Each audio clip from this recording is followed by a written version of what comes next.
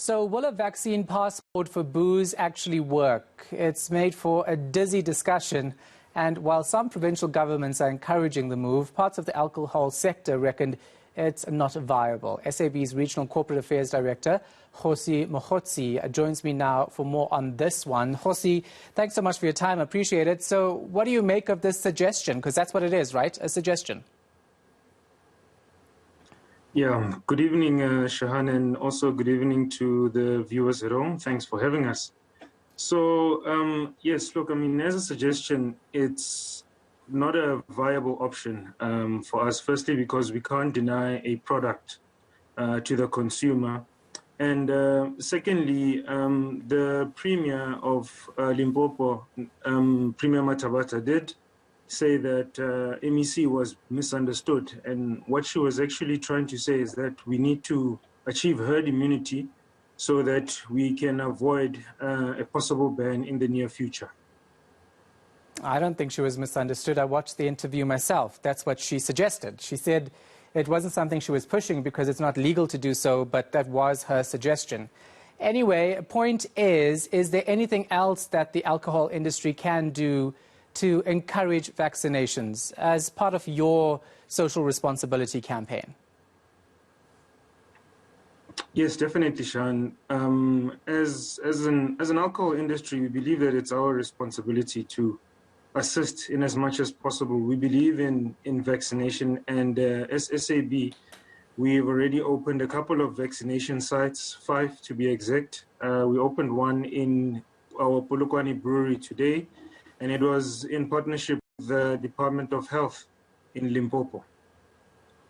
And going back to this vaccine passport for booze, I know you say that you can't deny people that right to buy alcohol, but what about owners of the liquor stores? Obviously, their staff is at risk, and many businesses would argue that if you don't have the vaccine, you're putting my staff at risk, which is why I can't allow you in. That is an option.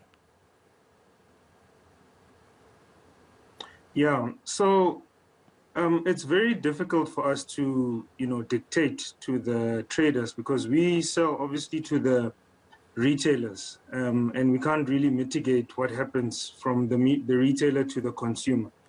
However, if it's not legislated that a product should be sold or not sold, it's very difficult legally to not sell that product to a consumer, for instance. And rightfully so, the best thing that can be done at this current point in time is to encourage vaccination. So as retailers, what they would do is to encourage consumers to vaccinate and encourage their staff members to vaccinate and use the various sites that the government has provided for vaccination. And obviously you can't encourage this because it will ultimately mean you losing profits, right? Well, as I said, Shahan, it's not legislated. And the reason why we can't encourage it is because, we can't deny the product to the consumer. Yes, for the retailer, definitely, they have to be selling.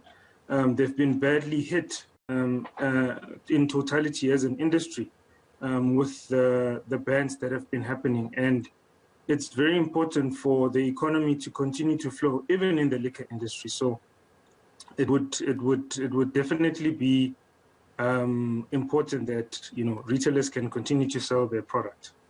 Yeah. Are you still being affected by the level 3 lockdown in terms of us only allowing liquor stores to sell alcohol Monday to Thursday? Would you want that to change anytime soon? Yes, definitely. it would be great if we can achieve as much normality as possible, simply because this is an unusual occasion. Selling, for instance, for liquor stores for a 4-day work week is very difficult. There's a lot of opportunities that are lost from the liquor stores.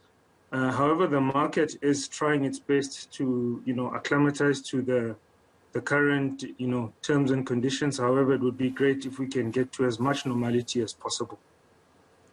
All right. Thank you so much for your time. Appreciate it. That's SAB's Regional Corporate Affairs Director, Kgosi Mogotsi.